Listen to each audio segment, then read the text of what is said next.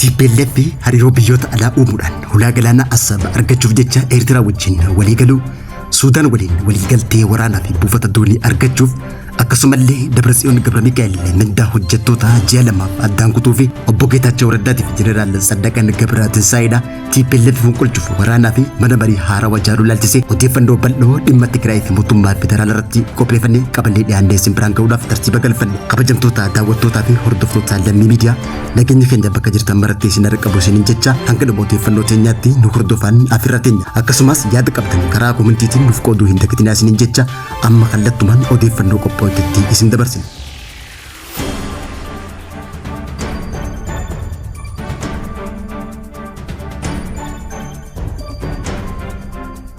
TPLF dhiyeenya kana haala mootummaa federaalaa tarkaanfii fudhatuun gochoota heeraa mootummaa cabsan hojjechuutti fufte. Torbee tokko dura manni marii naannoo Tigraay bulchiinsa yeroo Tigraay guutumaan guutuutti fonqolchuudhaan hayyama mootummaa federaalaa malee Dabratsiyoon Gabramikaa'el pirezidaantii naannoo Tigraay duraanii gara aangootti deebisuun ni yaadatama.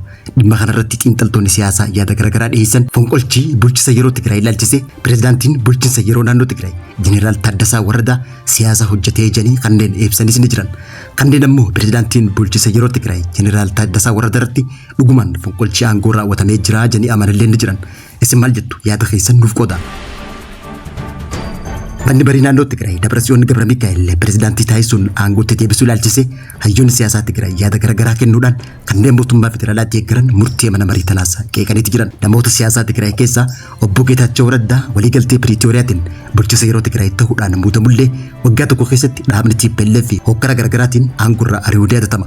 Obbo Geetaachoo Raddaa aangorra ari'amuudhaan eega gara Finfinnee dhufe booda Afrikaatti gorsaa ministeerotaa ta'uudhaan waajjira ministeera muummeetti muudameeti jira. Haa ta'uuti malee TPLF tooftaa siyaasaa baafachuun tapha siyaasaa taphataa jiru malee obbo Geetaachoo fi TPLF gonkumaa waliin dhabanii jiranii kanneen shakkanillee ni jiran. Haa ta'uuti malee ammoo obbo Geetaachoo Raddaa paartii siyaasaa hundeessuudhaan hanga waraana fottoosee leenjisuutti deemeeti jira. Dhiyeenya kana ammoo TPLF Jeneraal Taaddasaa Warradaa aangorraa kaasuudhaan Dabratsiyoon Gabramikaa'el pirezidaantii taasisuun muudutti obbo Geetaachoo Raddaa yaadaa fi qeeqa kanneen TPLF boolla fagoo itti awwaalamtu qotachaa jirti jechuudhaan gocha isaanii kanaas balaaleffatee jira. Eega TPLF bulchiinsa yeroo diiguudhaan Dabratsiyoon Gabramikaa'el pirezidaantii naannichaa taasisuun mirkaneeffateen booda xiqqoo ture.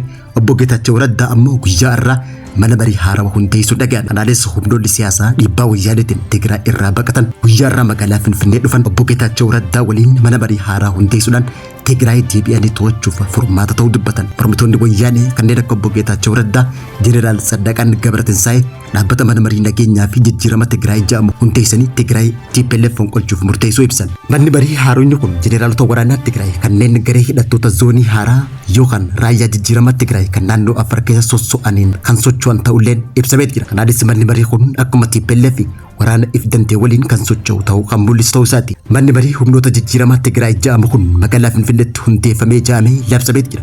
TPLF dhabamsiisuu fi Tigraay to'achuuf hojjetaa akka jiru humnoota siyaasaa dhiibbaa wayyaaneetii fi garee hidhattee naannoo Afar dhuunfatee Tigraay keessaa bahan qabsoo waloo gara fuulduraa irratti mari'achaa jiraachuullee ibsame. Kanaanis humnoonni kunneen obbo Geetaachoo Raddaatii fi Jeneraal Saddaqaan Gabratintaayiid faan kan durfaman ta'uun ibsame. Dhimma kanarratti wayyaaneen tapha siyaasaa taphatti moo dhugumaan wallabtee qabdi ka jedhu shakkiin kan uumame hoggaa ta'u. Haa ta'uuti malee ammoo maddi marii haaraan kun qondaaltota siyaasaa Tigraay TPLF waliin wal dhaban jedhame kanneen hundeeffame ta'ulleen ibsamee jira.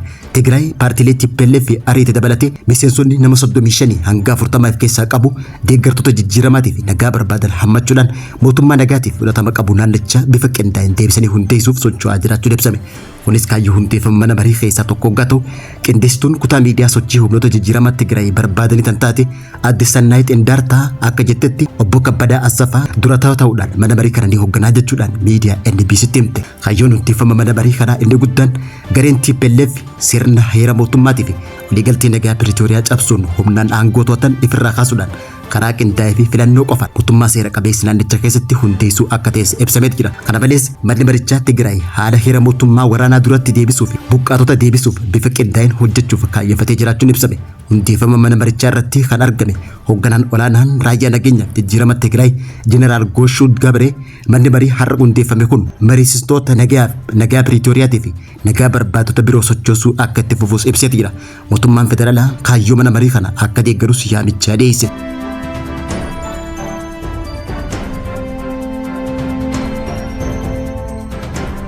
Oduma TPLF wajjin walqabattuun waajjira bulchiinsa naannoo Tigraay kan Dabratsiyoon Gabre Mikaa'el durfamu kafaltii mindaa hojjettoota mootummaa naannichaa ji'oota caamsaatiif waxabajjii keessa yeroof addaan kutee jiraachuu ifoomse. Bulchiinsi kun sababa murtee mindaa hojjettoota ji'a lamaaf addaan kutuu kan ibse hoggaa ta'u, ilaalis ammoo sababni raabsi mindaa amma manneen hojii adda addaa keessatti raawwatamaa jiru kan waliin simnee fi akkasumallee haqqummaa fi iftoominaa waa hin qabneef kan addaan kutee ta'uu beeksise. Kanaaf ammoo waajjirri kamuu hanga qajeelfamni raabsa jiddu galeessa irraa dhufu hanga mindaan haqqummaan dhufee hojiirra oolutti mindaan akka hin kafalamne beekuu qabanii jechuudhaan xalayaa barreessuun dhagaame. Sadaasuma dabre kanarraa eegalee ajaja ministeera maallaqaatiin deeggarsi baajataa mootummaa federaalaa kan namaa ture addaan dhaabbatu hubachiisee jira.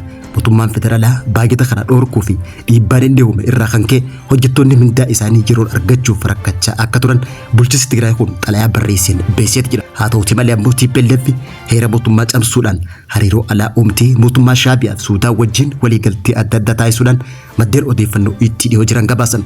Akka heera mootummaa federaalaa Riippaabilika Federaalaa Itoophiyaatti hariiroo fi qunnamtii alaa kan laallatu mootummaa federaalaa qofa yoo ta'ullee TPLF heera mootummaa federaalaa kana ifaarifatti cabsuudhaan diina ji'oopolitikaa Itoophiyaa ta'uun faayidaa biyyaalessaa irratti kan wal Itoophiyaa wajjin waldhabdee keessa jiru yeroo ammaa tana hariiroo jabaa uumanii jiraachuun ibsame. Kanaanis ammoo Itoophiyaa wajjin waldhabdee keessa jirtu Eertiraa mootummaa Shaabiyaa wajjin hariiroo cimaa uummatanii jiraachuun ifoome.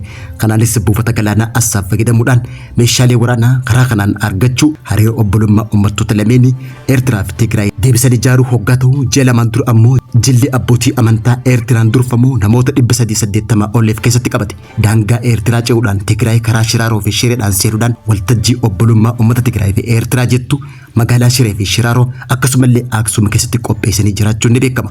Kana malees TPLF qondaaltota waraanaa Eertiraa afeeruudhaan Tigraay magaalaa Maqalee keessatti waltajjii marii dho'isaa taasisanii jiraachuun gabaafamaa ture. TPLF gama hariiroo alaatiin ammas mootummaa Suudaan Jeneraal Abdul Fattah al-Burhaaniin durfamu waliin waliigaltee waraanaa taasisuu fi buufata doonii Suudaan fayyadamuu akka qaban waliigaltee taasisanii jiraachuu maddeen Suudaan Tribune fi Middle East gabaasaa turuun ni yaadatama. ከሰራዊት ውጪ ያሉ ወይም ደግሞ ሰራዊት ያልሆኑ አካላቶች የሰራዊቱን ዩኒፎርም ለብሰው odeeffannoo teenya gama biraatiin hoogganaa miidiyaa fi kominikeeshinii raayyaa ittisa biyyaa Itoophiyaa Meejar Jeneraal Indaalkaachoo Waldaqidaan ergaa fi akeekkachiisa cimaa dabarseen namoonni dhuunfaa kanneen uffata seeraa kabajamaa uffachuudhaan haala seeraa fi naamusa ogummaa hin tahiin miidiyaa hawaasaa garaagaraa irratti mul'ataniif akeekkachiisa cimaa dabarsaniit jiru. Meejar Jeneraal Indaalkaachoo akka jedhanitti namoonni dhuunfaa miseensonni waraanaas ta'anii kanneen miseensota waraanaa hin taane uffata waraanaa uffachuun ergaa adda addaa miidiyaa hawaasaa adda addaa irratti tamsaasuun guutumaan guututti seeraan alaa fi yakka ta'uu akka beekan hubachiisuudhaan namoota uffata seeraa yookaan yuunifoormii poolisii uffatanii miidiyaa hawaasaa garaagaraatti mul'atanii fi haala naamusa ogummaa cabsuun mul'atan irratti tarkaanfiin kan fudhatamu ta'uu akeekkachiisa cimaa dabarse. Hoogganaan jiddugala miidiyaa fi kominikeeshinii ittisa Itoophiyaa kun Meejar Jeneraal Indaalkaachoo Waldaqidaan irra deddeebi'uudhaan namoota akkasiitiif akeekkachiisa cimaa kannaa turullee amma immoo tarkaanfiin kan irratti fudhatamu ta'uu cimsee dubbate. Akkuma beekamu namoonni dhuunfaas miseensonni poolisiis ta'e kanneen miseensa poolisii hin taane miidiyaalee hawaasaa garaagaraa miidiyaalee hawaasaa akka tiiktookii, feesbuukii fi yuutuubii gubbatti gochoota garaagaraa agarsiisaa turuu ni beekama. ብቆ በዚህ ጊዜ ተደራጅቶ ተሰባስቦ መምጣት ማለት በትክክልም አሁን መንግስት ያደርገው ካሰበው daawwattoota fi hordoftoota lammii miidiyaa odeeffannoon teenya dhimma TPLF irratti qopheessine kan gammattee hordofaa turtanii odeeffannoo teenya gama biraatiin hamma walitti deebinutti turtii gaarii.